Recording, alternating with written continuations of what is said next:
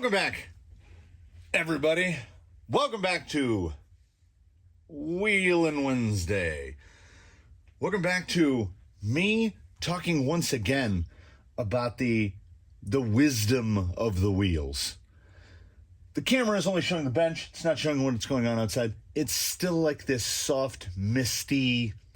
I guess we're right in the middle of the, what do they call it? The atmospheric river, something like that. There's like some storm off Mexico and it's pushing up and it makes it rain. And then on the days when it stops raining, and this is not one of those days, like it's the exact same temperature inside this building that is outside. And it's like mid 50s because there's so much humidity and it's so wet. And then it will stop raining and then it's absolutely freezing. It's like 34 degrees in the morning. So, you know, it's almost like what people would call winter in other parts of the world. So the wheels of fate, they need to be wise because there's probably half a dozen rigs here that cannot go outside in conditions like this. They have parts and components that will die. So anybody with an outrunner is off the table, really. I will not take them out into this.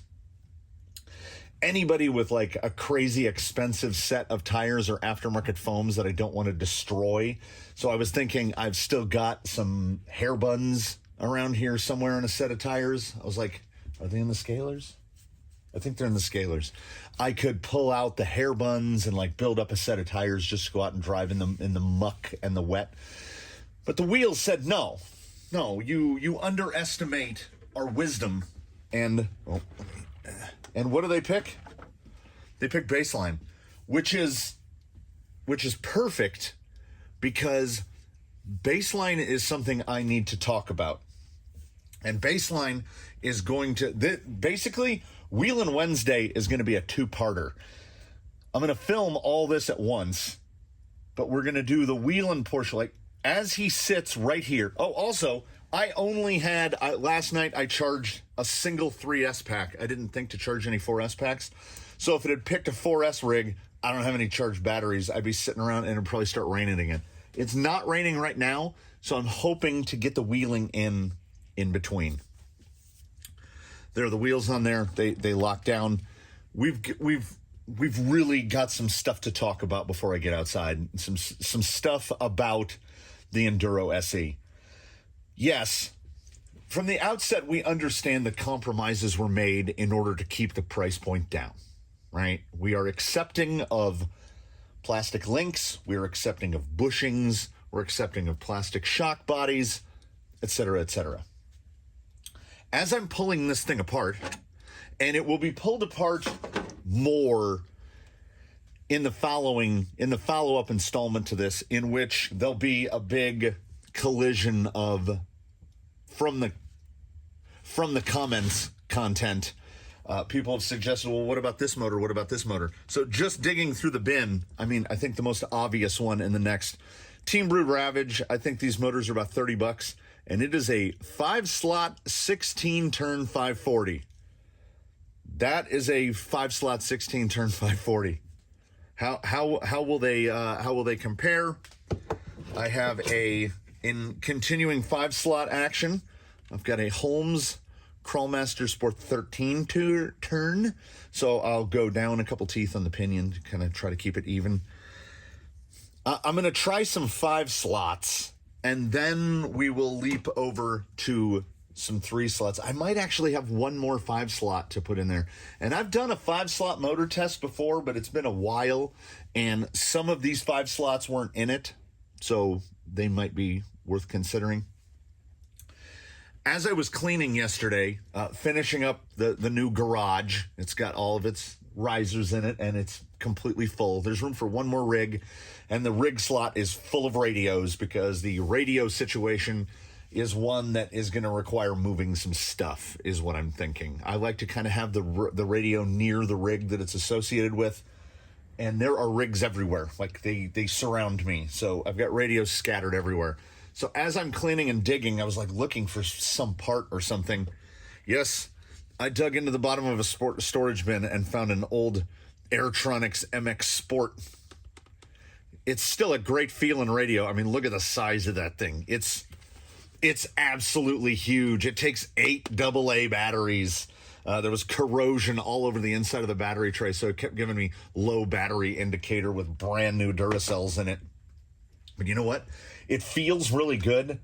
I've had this for... I've had that for a long time. They must have discontinued the Sport. I don't even know how long ago. But it's 2.4 gigahertz.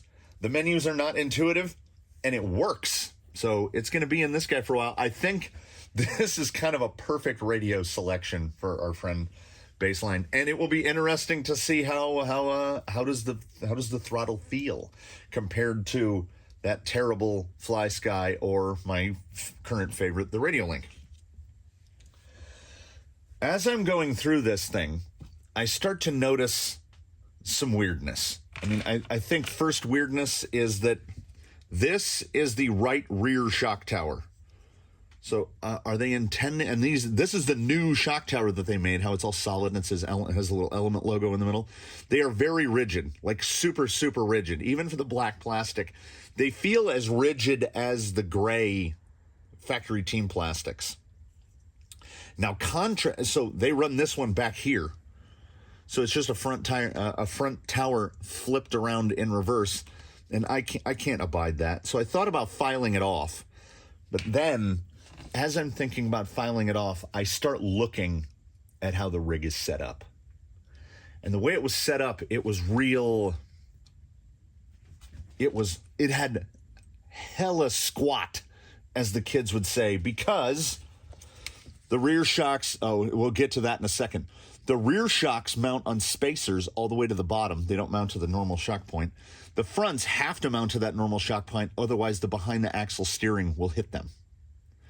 So without changing anything in the front end, I went like this, and I couldn't get the suspension to compress all the way. And I said, that's odd. So I started eyeballing it, and you'll notice here in the front end, we've got no, it's just lock nuts holding it. I have a temporary brace in here because it's too close to a 540, and the plan is to put an SE in here. So I'm going to make or cut or fabricate something. I could actually brace to this spot right here, the back hole, and I think it will clear the servo just fine. So I might just have to move that forward, put longer screws in. Anyway, so the servo was hitting the normal servo mount part, which I thought, I mean, why wouldn't it? Like on any servo and axle, you generally omit that stuff from the front to give the servo room to clear. So I gave the servo room to clear, and I took it out. And you could get to right about here. Full compression is there. It would go to right about here and straight up. So it was perfectly fine articulating. It would strike when articulating, but you couldn't get compression like that. So it would compress to about there and stop. And it was a real firm compression, which feels like binding. And I said, I have felt that binding before. And where that binding tends to come from is that the center shaft, the slider piece, is too long.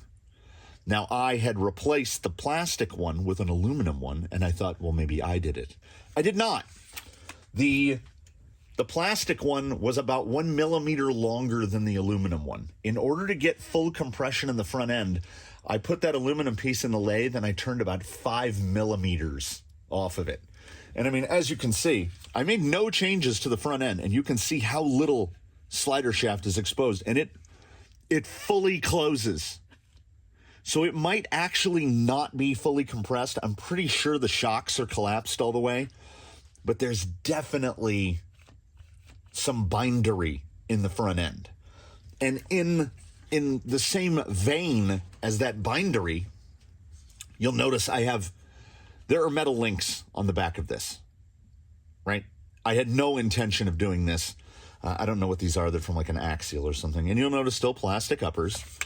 So what happened is I had the body sitting on top of it, and I noticed the front wheel perfectly centered in the wheel well, the rear wheel well forward in the wheel well, and at full compression, the tire stuffed itself in right here, like it would like deflect the flare out of the way. And I'm like, I've been in this town before. I recognize these street signs. What you have here is a rig that's shipped with a 12.3 inch wheelbase, so 313. And you have a body with a 12.8 inch wheelbase. I measured it half a dozen times. This is a 12.8 inch body. How do I know? Because I put these links on. These are the original rear lowers. That's why they're all kind of scarred up on the top. I just flipped them over and put the rear lowers as uppers. Built new, longer lowers. And when you put the body on, tell me that's not dead center in the wheel well. Both of them. So, cost-cutting measure, they've given us a 12.8 body with a 12.3 rig under it, which wouldn't be a problem if, hey, throw 4 more plastic links at us, or how about here's a crazier thought, just set the thing up 12.8. We've got more wheelbase options than I've ever seen. Like they go, you could go all the way forward. They say 11.8 is as short as it would go. I think if you start cutting up links and drive shafts, where's Mr. Ruler?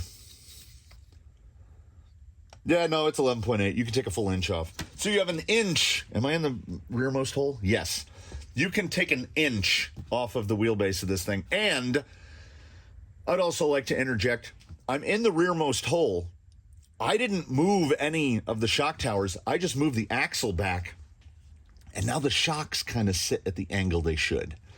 You'll also notice the towers have been changed. I changed these things out. As I said, I can't abide this, which makes the rear towers a little taller. These are front towers from, I believe, from an Ecto. I happen to have 4 of them. So this thing has 4 identical towers, 2 forward, 2 reverse. So as you saw, the body holes line up perfectly. Everything still lines up. But what this does is this gives me shock adjustability. And because the thing was sitting so tail down, I didn't move the lower shock position. It's still mounted at the bottom. These are in the middle front hole, and the front shocks are in the back top hole to get it level. And what this does is it gives me more compression, and it gives me the ability to effectively lower the entire rig. So the body actually had to go up a little. You can see there's the old body mount position. Tip. So the body raised up about, what is that? 5/16 of an inch, 7-ish millimeters. So the body in the rear raised about 7 millimeters. Raising the body 7 millimeters allows you to put a front bumper mount on the rear, move the rear bumper in 1 hole. This is a free mod to any SE owner as well. You can move the front bumper in 1 hole from where it comes stock with no adverse effects. It just moves in and doesn't hit the body. If you raise your body up 1 hole, effectively 1 hole, which is what you would have to do if you put Ecto Enduro towers on it, then when the body sits, you can move the front bumper in 2 holes. And I mean, it nests perfectly. So you can see it's not compressing the front of the body. It fits in perfectly. And it's going to improve. You can see the little gap there. That's about how much the body has raised. But in the rear, I think the fitment is as close to perfect as possible. Look at that thing nested in there. It's going to help approach angles. Approach and departure angles have both been improved significantly. It has not been wheeled in this configuration. I spent all day yesterday in between cleaning bouts working on it. I didn't like the sliders. I tried the rung sliders that come with a bunch of elements. I didn't like those. I had these, which I think might be axial.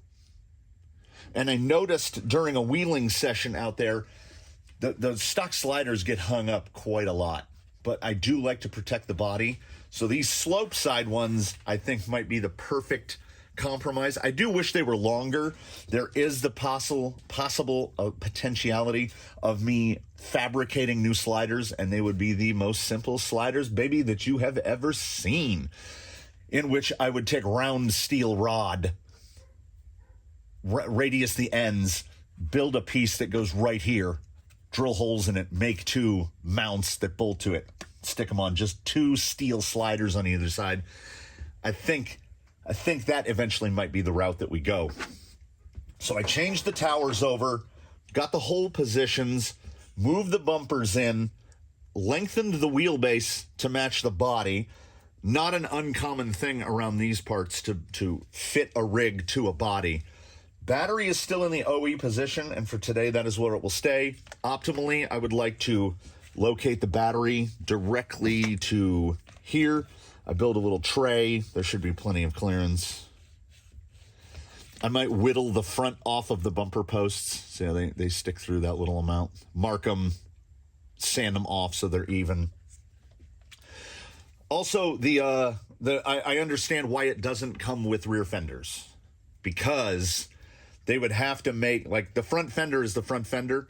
You would have to make a new rear fender for every different wheelbase because the shock tower would keep moving. So I get it. You could, however, bend up some material and fabricate it. The rear bumper mount, which is now gone, has the holes. You see this hole right here. There's a hole on each side. So the front bumper mounts are unique to the SE. I kind of like this design with the holes. I mean, it gives you an accessory point, if nothing else. So, also, when it went to 12.8, all I had to change was I put the next step longer. It doesn't seem like it's going to be an issue at all. The pinion angle came out arguably perfect. I think I got the pinion angle in the rear better than stock by moving the rears to the upper. So for now, we are going to, and also, I had the whole thing apart, and when they assemble it, they route the servo wire. It's the back of my hand. They route the servo wire up through the little servo/winch mount. So when I had to take that out, I had to take the servo out and get everything out. And I'm like, if I have the servo out, we're just going to put the 50 kg in there because it's not helping anyone sitting in a bench. So I didn't spend any money to do any of this. All of it was already here. I realize that's not the situation for some. But, I mean, I think moving the front bumper in, and I think really, unless you're going to, if you have a 12.3 body, don't worry about the links. If you're going to stick with this guy, I would say lengthen the rear end to match the body, because it was hitting quite a lot right here. And I thought, we've got, look at the buff. That's how you know that the wheelbase of the rig doesn't match the wheelbase of the body. So that should be corrected. The shock mount points, also, the rear shocks, when they were on this tower, the rear shocks leaned slightly backwards, which is, that's a strange go. Oh, and lest I forget, I've got another one. All right.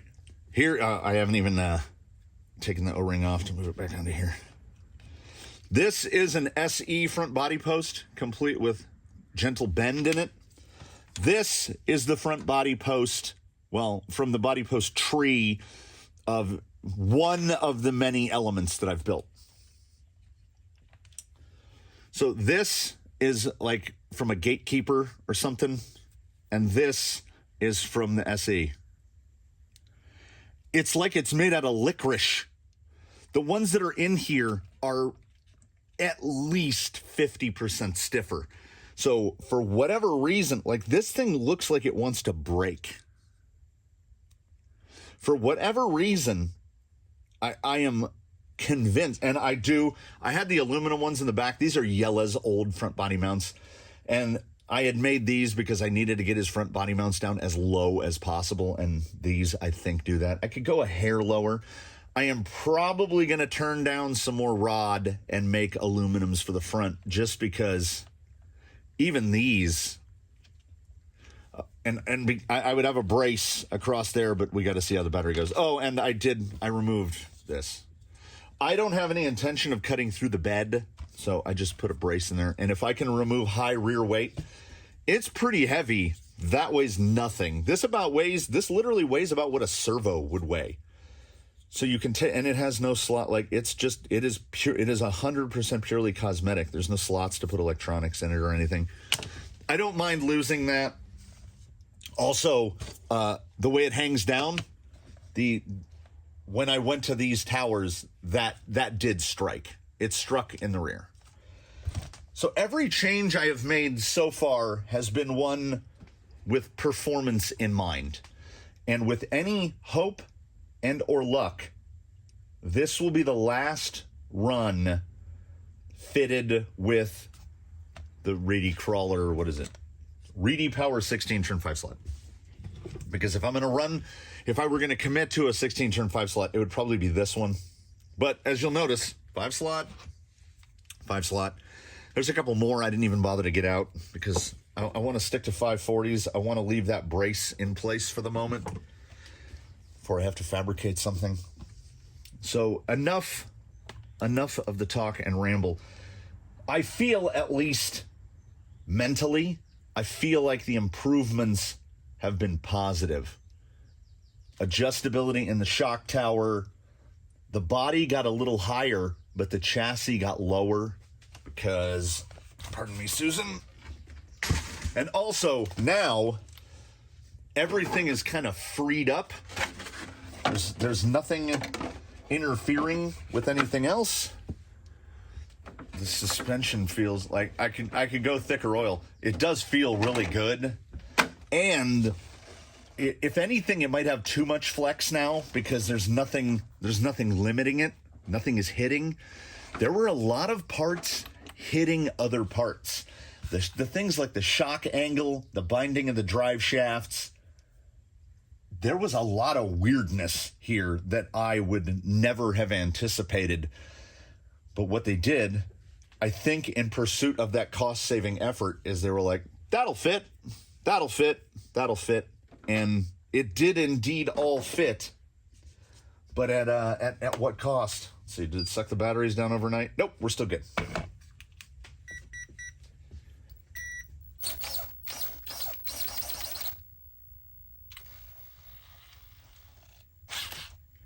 I still contend this motor lacks torque. So the Ravage will be we're going to do the Wheelin. We're going to do the wheeling to fulfill our commitment to Wheelin Wednesday. I'm going to bring it back in. I'm going to go right into, because I think it's 90% chance of rain for non-Wheelin Thursday. So I got to get this guy. We got to do some stuff on him. And then hopefully the weather. Oh, there's sun coming down. Come on, let's get some wheeling. I'm going to try to stay out of the bucket, though. I did not vent these, so these are still unvented. So the pin seekers could actually be a little better, but I think it's okay that today they're not vented because it's gnarly outside. Little sun coming down, but it drizzled on and off all day, which, that works out for me in some aspects because rainy days are the times that I get stuff done. My bench is as clean as it's been in months. I have the next build. I'm starting to accrue the parts for the next build. We have right here, we have a complete AR-44 with stubs in there, without the screws that hold it together. We've got a complete AR-44, and I'm about 2/3 of the way to finishing the front axle. So we're working on it. I think I've mentioned it before. We're gonna take this guy, disable the 2-speed, and mount it up to some AR-44s. Gonna keep the dig. Don't know what we're gonna do for rails. Don't know what we're gonna do with anything about that. Could be custom. As I was digging through and cleaning, I found a bunch of aluminum, so might just build something. Might build some ridiculous short wheelbase sort of thing. I have no idea at this point. All right, that's enough of that. Still a little rattly. There's a little bit of a little bit of sideways wibble wobble to the back. Oh, also, if you have an SE, before we head outside, the kingpins, double check your kingpins. All 4 were loose. So I don't know if they just weren't tightened down. It must have been that they were just not tightened down all the way, because I think it would be pretty much impossible for all 4 to loosen up at the same time.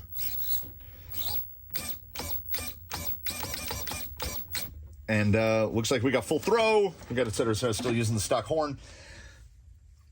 I feel good because I haven't put anything on here that is an element. I replaced some element parts with some other element parts. Well, the wheels. But I just think the wheels look good. Let's find out if I've ruined it. Maybe the messed up shock angles and stuff were there by design. I don't know. I just wanted to get an even wheelbase. Like, those tires are so perfectly even in the wells. Come on, baseline, show me what you got. I had to walk back and double check and make sure that the wheels said the Beast. And we've got the close zoom here on the bucket at the purple stuff, which, if you watch very closely, the purple stuff is moving. I don't know what that is. What is that?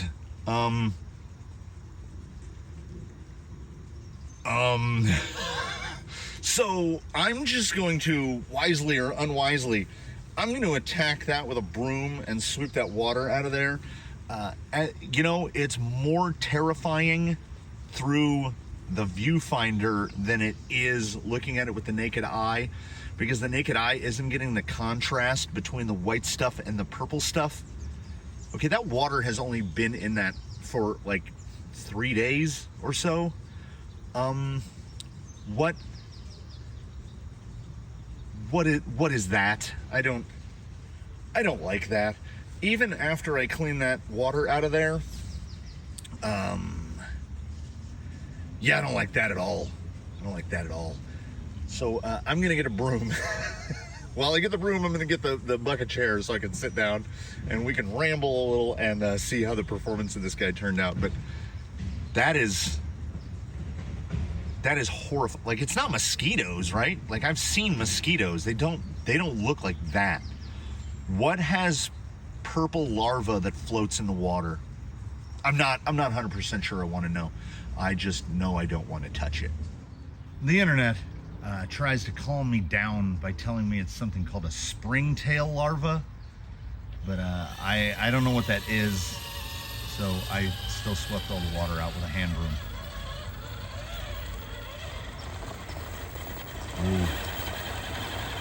The Beast, one of those locations that doesn't, like, it's still very dirty even after having been rained on. So, also, I have noticed this. I don't know if this is XF specific, Stealth XF that is.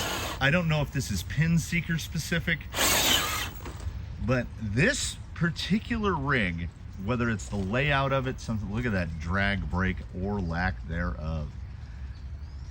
It responds a little more to giving it the beans than other rigs. Like, I don't think the Pin Seeker is exceptionally capable at low speed. It's good. For an OE tire, it may be the very best. See how that front end stays? Yeah. This is a really tough ledge right here. See, little beans, give it a little, the pin, I don't know if it's the platform, I don't know if it's the Pin Seekers, I don't know if it's a combination, but everything kind of responds to a little more sauce, more than any other too. Like TRX4 platform, a little spicy, it likes a little gusto. Yeah, I am going to vent these in the future. And like, the tires aren't even really getting wet, so we are in kind of a semi-optimal condition at the moment. That reverse still, even with the 1080. But yeah, right through that, just the bean blast. There are certain instances where the narrowness of the tire really is emphasized. but I don't know like just what tire to grab and throw on there and be like, oh, it got better or it got worse. This is an absolute casserole of a Wheelin' Wednesday. I didn't look at the counter, but I know that when I was inside talking about this thing, I know I talked about it at length, and I still love it, but some of the, try to get it up, some of the decisions are were a little wild.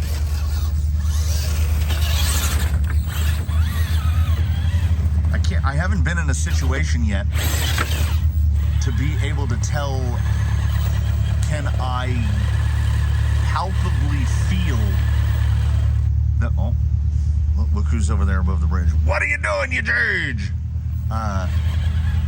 Going up in torque like an absurd amount, right? Because the 15 kg, I'm trying to do 15 times 14 in my head. 150 plus 62, just call it around 200 ounces. We know this guy makes 600, so we're talking triple. So we've managed to purge. And honestly, I have to say, no disrespect to Radio Link at all. Oh, I wish there were drag brake. The RC4GS still stands as one of my favorite radios right now. But like this guy, this ancient guy, I had to dig out a knob. In the drawer he was in, he didn't even have a knob. I didn't even bother to clean it up. He's still filthy. What is that? Holy hell. So that horrible sound, which will probably be even louder on the mic, there's been this like Toyota pickup parked on the side of the road since like, I'm trying to think, I'm trying to relate it to the last major holiday I can think of, like 4th of July. Like it has all the spider webs attaching it to the ground and boxes under it. I guess that's Toyota for you, because it's moving. And I'm not disappointed that it's gone. Good old, you know what we're gonna have to do? This is already a casserole, right? So we're going everywhere. We're gonna run long. It's not raining, so I don't care. Yeah, see? Really responds to wheel speed. And I don't know if that's because that Reedy 5-slot 540 just absolutely does not have enough torque to handle the rig at its whopping. I haven't weighed it since I put aluminum wheels on it, but that would be the only weight increase that it's gotten. So it might be 5.5 pounds now. It was 5.4. It might be like 5.8, 5.9. But I took pieces out. So we might have we might be in a net zero situation. So while we're out here and it's so nice, we're gonna try a little.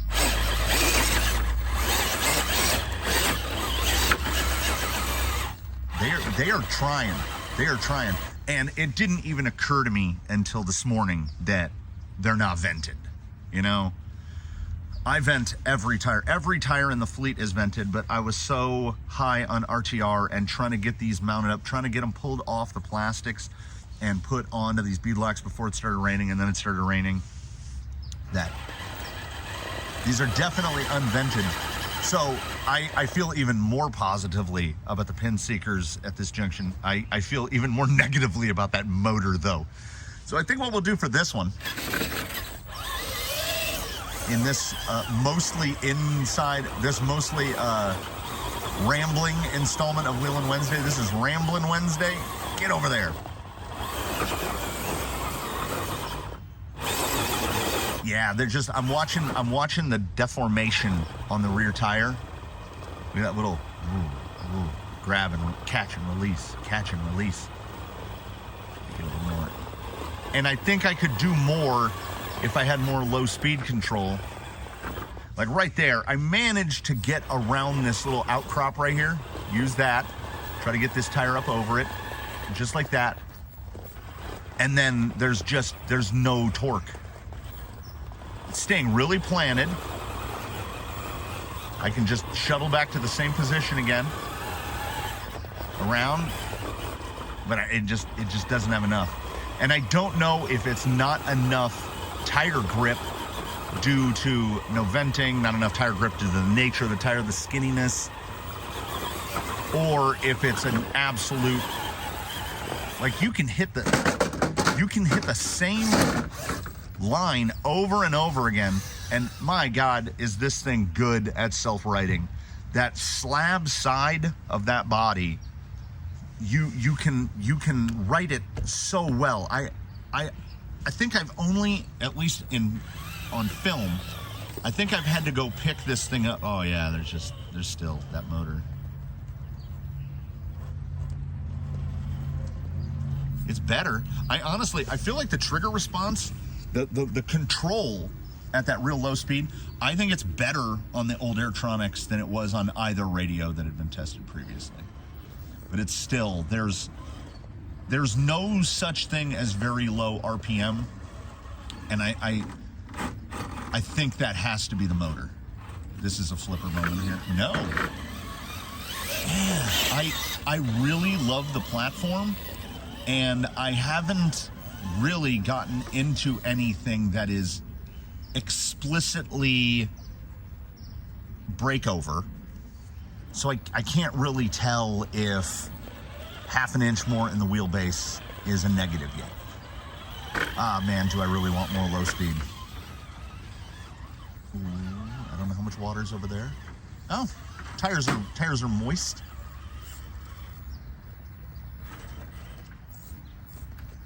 I don't know if I've got the salt and seasoning to get around. Oh, they got a little wet. There's usually a puddle that forms down there. I'm trying to get up. I need that tire to stay on top of that rock, get as close to the putt. Oh no, there's not enough control. That was an absolute surge of power there. Yeah, they definitely got wet. It's got some spicy. So gearing is obviously gonna need to be fiddled with. I didn't even look at what the stock pinion is. I'm gonna say 14, 15, just by the first eyeball guessing of it. As I mentioned in a comment, it has what would appear to be the easiest to set gear mesh of any rig in the world. Like, what they've done is kind of genius. So that will be shown. That's going to be tomorrow's. That's going to be Thursday's installment. We're going to get more in depth into the XF and the platform. Oh, I'm trying to get it. Okay, we're trying to do stuff here. Let's get that up there. That's a rollable position there. Can we stay? No. I mean, it's intentional. So we'll take the roll and we'll embrace it as our own. But as at least of now, I see no negatives to any of the changes that I made. I'm trying to get real out here. Like, yeah, let's get that thing rolling over. So when it stops, those right there, that's not me stopping. I am not altering trigger position. And I did notice on the very first run with this, when I took it back in the shop and was taking it apart, blow it down and whatever, the motor was actually a little warmer than what I generally anticipate. So it could just be gearing. So let's use this part of the close. I gotta pick a point. At this part of the close, look at the mountains. Look at the Purple Mountains majesty here.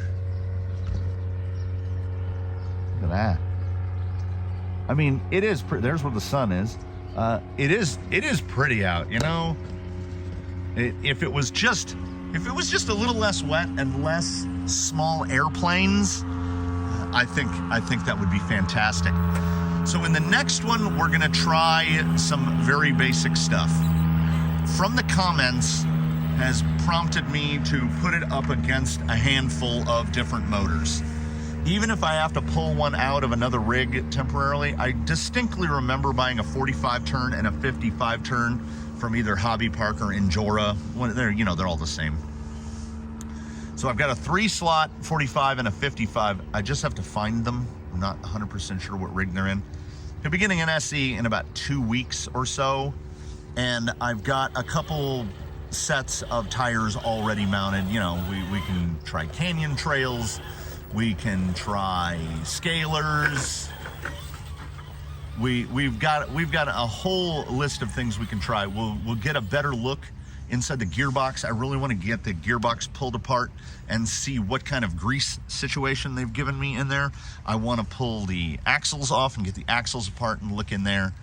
There's a lot of stuff to cover, but the first portion of testing will be the is that right? Will be the motor. I'm gonna go. The first motor that's gonna go in there is gonna be that Team Brewed 16 turn 5 slot, so we can compare an apple to an apple. Yeah, that was blind. I couldn't even see what I was doing. Yeah, very strange. The drag brake performance. There's no overdrive in this, so the drag brake performance is weird. Like it has better drag brake descending than ascending, and in general you need, if it was doing a slow creep roll right now, that's kind of what you want, because hitting throttle or brake descending is how you go,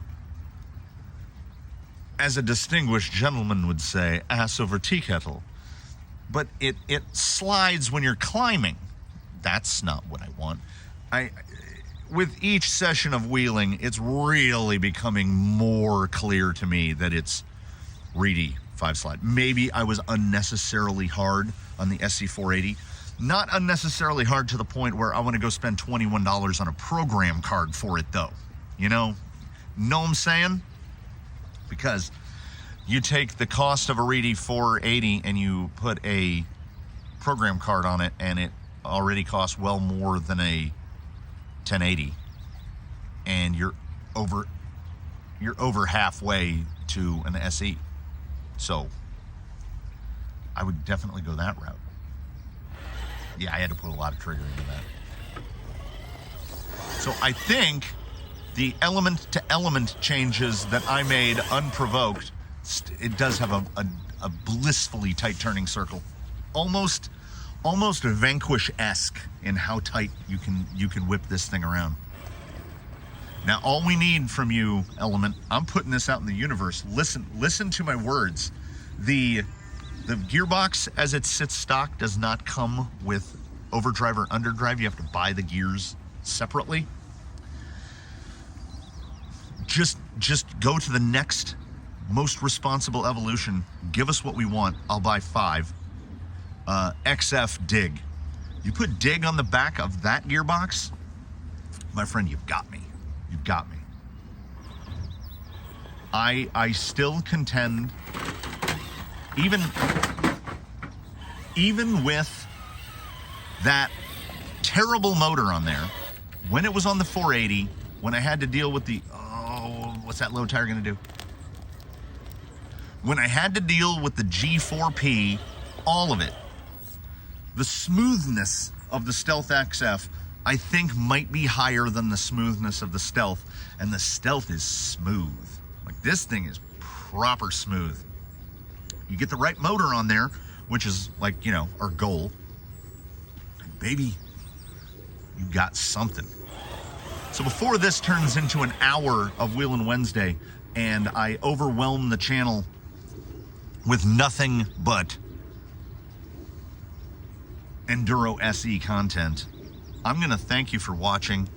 I'm gonna implore you to tune into the next one. Please do comment below if you have any SE questions. If you think I've gone horribly awry, I think he still qualifies as baseline. I don't think I've gone crazy yet. We're gonna get there. We're not crazy yet. I'm having a good time. I hope you're having a good time. Drop a like on it if you feel like liking it. I don't understand how the algorithm works. Subscribe if you feel like it. That's fine. If you feel extra spicy and you think subscription isn't enough, I want to see this guy do even more stuff, and I want to hear him talk even more at length about the comings, the goings, and the minutiae of toy cars.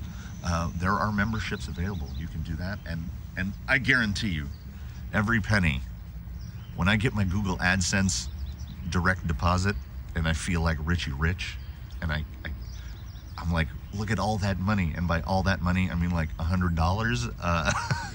I'm like, look at all the RC stuff I could buy.